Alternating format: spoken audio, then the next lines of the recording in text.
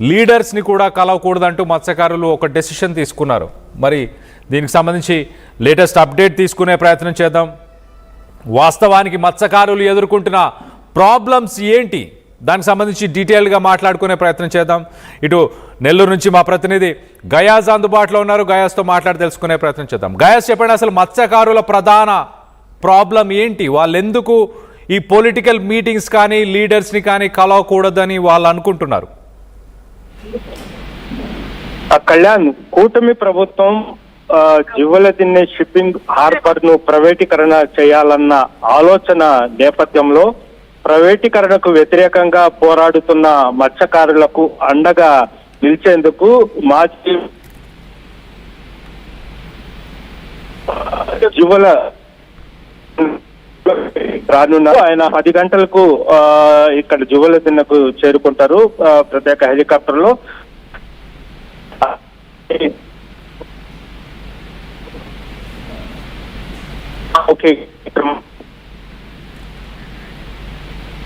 Right. So మొత్తం మీద ఇటు మాజీ సీఎం వైఎస్ జగన్మోహన్ రెడ్డి ఇవాళ జివ్వలదిన్నెలో ఒక మీటింగ్ అటెండ్ అవ్వడానికి వెళ్తున్నారు. అక్కడ లోకల్ మత్స్యకారులని కలవడానికి ఆయన వెళ్తున్నారు. ఇటు షిప్పింగ్ హార్బర్ని, జివ్వలదిన్నెకు సంబంధించిన షిప్పింగ్ హార్బర్ 288 కోట్ల ఖర్చు పెట్టి కట్టిన హార్బర్ని ప్రైవేటీకరణ చేస్తున్నారు అంటూ ఇటు వైసీపీకి సంబంధించిన నేతలు ఆరోపిస్తున్నారు. మరి ముఖ్యంగా ఇటు వైసీపీ మాజీ మంత్రి సీదిరి అప్పలరాజు, ఆయన వైఎస్ఆర్సీపీకి సంబంధించిన నేతలందరూ కూడా ఇటు సీఎం చంద్రబాబు నాయుడుకు సంబంధించిన ఎన్డీఏ ప్రభుత్వం 288.8 కోట్ల ఈ హార్బర్ని ప్రైవేటీకరణ చేస్తున్నారు. మరి ముఖ్యంగా ఇటు సాగర్ డిఫెన్స్ అనే ఒక సంస్థ, ఒక ప్రైవేట్ సంస్థకి కొంత భాగాన్ని అప్పచెప్పారు. దీనివల్ల ఇటు స్థానికంగా ఉన్న మత్స్యకారులకి ఆ పోర్టులోని ఆ హార్బర్కి సంబంధించిన ప్రాంతాలు వాటికి మత్స్యకారులకు యాక్సెస్ ఉండకుండా ఉండడం. సో ప్రైవేటీకరణ ఒక అంశం. అలాగే ఇటు తమిళనాడుకు సంబంధించిన బోట్స్ గురించి కూడా కొంత అప్డేట్ తీసుకునే ప్రయత్నం చేద్దాం. గయాస్, చెప్పండి, ఇటు తమిళనాడుకు సంబంధించిన ఒక 4 బోట్స్ కొన్ని నెలలుగా ఇటు పోర్ట్లోనే డాక్ చేసి ఉన్నాయి, అవి మాయమైపోయాయి అంటూ కూడా మత్స్యకారులు ఆరోపిస్తున్నారా? కళ్యాణ్, ఈ ప్రధానంగా ఏంటంటే ఈ రోజు జగన్మోహన్ రెడ్డి జివ్వలదిన్నెకు రానున్నారు. అయితే ఈ నేపథ్యంలోనే అక్కడ మత్స్యకారుల్లో 2 వర్గాలుగా ఏర్పడి ఉండేవి. కొంతమంది జగన్మోహన్ రెడ్డి కార్యక్రమానికి వెళ్ళొద్దని కూడా హుకుం జారీ చేయడం జరిగింది. ఎవరైనా వెళ్తే వాళ్లకు ₹1,00,000 ఫైన్ వేస్తామని కూడా చేయడం జరిగింది.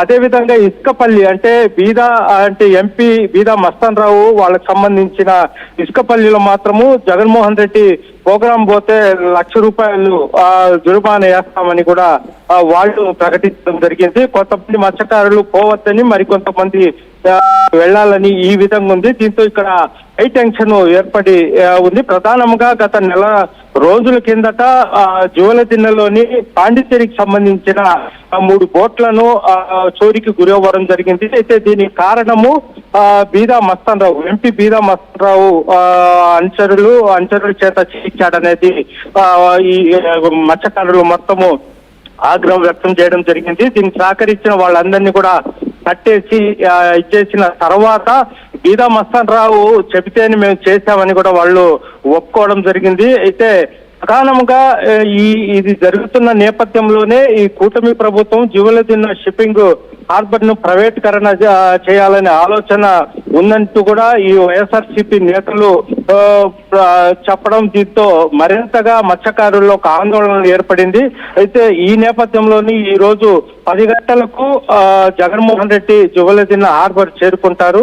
అక్కడ 11 గంటలకు వీళ్లతో ముఖాముఖి కార్యక్రమం ఉంటుంది. అయితే కొంతమంది వెళ్ళాలని, కొంతమంది వెళ్ళవద్దని జగన్ పొగడానికి ఈ విధంగా ఒక టెన్షన్ వాతావరణం అయితే ఏర్పడి ఉంది. అయితే పోలీసులు జగన్మోహన్ రెడ్డి కార్యక్రమానికి అనుమతి ఇచ్చినప్పటికీ అయితే పోలీసులు ముందుగానే హెచ్చరించారు, లా అండ్ ఆర్డర్ ప్రాబ్లం వస్తుంది, దానికోసము మీరు ఈ ప్రోగ్రాన్ని క్యాన్సిల్ చేస్తున్నట్టు కూడా చెప్పడం జరిగింది. అయినప్పటికీ జగన్మోహన్ రెడ్డి ప్రోగ్రాం ఫిక్స్ అయింది. అయితే కొన్ని గ్రామాల మత్స్యకారులు మాత్రమే వస్తున్నారు, కొన్ని ప్రాంతాల నుంచి రావడం లేదు. మొత్తం మీద చూసుకుంటే ఈ ఈ జువెల్దిని ప్రాంతంలో హైటెన్షన్ అయితే ఏర్పడి ఉంది కళ్యాణ్. అయితే గయాజ్, ఇటు మత్స్యకారులు తీసుకున్న ఈ నిర్ణయం పైన వైసీపీకి సంబంధించిన నాయకులు ఏమైనా స్పందించారా? వారు ఏం చెప్పుకొచ్చారు? వైఎస్ఆర్సీపీ నేతలు మాత్రము ఇది కావాలని టీడీపీ వాళ్ళు కావాలని రానికుండా ఇచ్చేస్తారు. ఎంత కట్టడి చేసినప్పటికీ ఖచ్చితంగా వైఎస్ఆర్సీపీ మీద ఉన్న అభిమానం జగన్మోహన్ రెడ్డి, దివంగత నేత వైఎస్ రాజశేఖర రెడ్డి చేసిన అప్పటి మంచి పథకాలు ఆయన మీద ఉన్న గౌరవంతో అందరూ కదిలి వస్తారని కూడా చెప్పడం జరుగుతుంది. అంటే ప్రధానంగా ఇటు కడ నుంచి ఇటు ప్రకాశం జిల్లా వరకు 164 ఈ మత్స్యకారపు పల్లెలు ఉన్నాయి. అయితే సుమారు ఇప్పటికే జువెల్దిన ప్రాంతానికి భారీ ఎత్తున ఈ మత్స్యకారులు అయితే తరలి వస్తున్నారు. అయితే టీడీపీ బలమున్న పల్లెల్లో మాత్రము నిన్న దురాయి చేయడం, అంటే దురాయి అంటే వాళ్ళ కుల ఆచారం ప్రకారము వాళ్ళ కాపులు ఉంటారు, మత్స్యకారులకు సంబంధించిన కాపులు ఉంటారు. వాళ్ళు ఈ కార్యక్రమానికి వెళ్ళొద్దని, ఒకవేళ వెళ్లితే 50,000 ఒక్కరికి, ఎవరు వెళ్ళినా వాళ్ళకి 50,000 జరిమానా వేస్తామని కూడా ప్రకటించడం జరిగింది.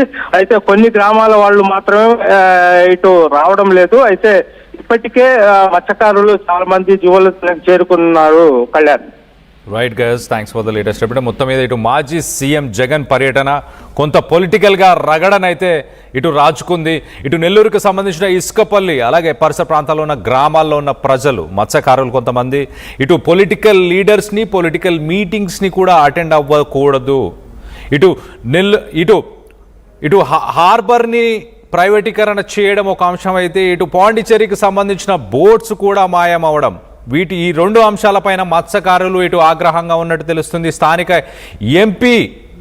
స్థానిక ఎంపీ దీంట్లో ఆయన సోదరులు కూడా ఇన్వాల్వ్ అయ్యారు అంటూ మొత్తానికైతే ఆరోపణలు ఉన్నాయి. మరో పక్కన వైసీపీకి సంబంధించిన కొన్ని గ్రామాలు ఖచ్చితంగా ఈ మీటింగ్ని అటెండ్ అవ్వాలంటూ వాళ్ళు సుముఖంగా ఉన్నట్టు, అలాగే టీడీపీకి సంబంధించిన కొంతమంది కొన్ని మత్స్యకారు గ్రామాలు ఏవైతే ఉన్నాయో అవి దీనికి వ్యతిరేకంగా ఉన్నట్టు తెలుస్తుంది. 1,00,000 రూపాయలు జరిమానా విధిస్తామంటూ ఒక దురాయిని కూడా వాళ్ళు ఒక డెసిషన్ కూడా తీసుకున్నట్టు కూడా తెలుస్తుంది. దీనికి సంబంధించి మీరేమనుకుంటున్నారు? వైసీపీ మత్స్యకార గ్రామాలు కావచ్చు, ఈ ఆదేశాలు జారీ చేయడం సరైనదే అని మీరు భావిస్తున్నారా? జగన్, ఇటు మాజీ సీఎం